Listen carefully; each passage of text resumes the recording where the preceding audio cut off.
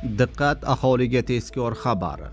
10-martdan 13-martgacha kuzatilayotgan bir haftalik ob-havo ma'lumoti e'lon qilindi. Mamlakatimizga yana sovuq antsiklon kirib kelmoqda. Daraxtlarni sovuq uradimi? Assalomu alaykum, hurmatli tomoshabinlar. O'zbekistonda va jahonda sodir bo'layotgan so'nggi va dolzarb xabarlardan birinchilardan bo'lib xabardor bo'lishni istasangiz, videorolik ostiga like tugmachasini bosib qo'yishni unutmang. Diqqat qiling. O'zbekistonda ushbu hafta sernam va salqin ob-havo bilan boshlanib, haftaning o'rtalariga kelib, keskin sovuq, ayrim hududlarda esa qor yog'ishi bilan kechadi. Juma va dam olish kunlari quruq o'tishi, haroratning asta-sekin ko'tarilishi kutilmoqda.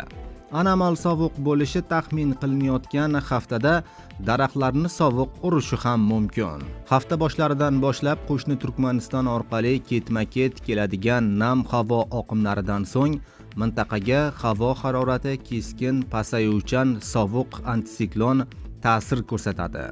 U shimol va Qizilqum cho'llarida havo haroratining tungi va tonggi muddatlarda -10 daraja sovuqqacha pastlatib yuboradi. Bu haqida O'zgidromet o'zining ogohlantirish xabarida e'lon qilgan.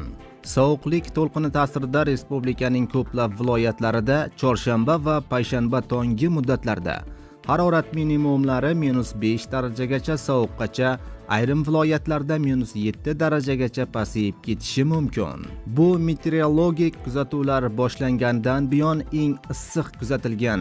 O'tgan fevraldan so'ng shubhasiz qishloq xo'jaligi tarmoqlari uchun yetarlicha muammolarni yaratadi.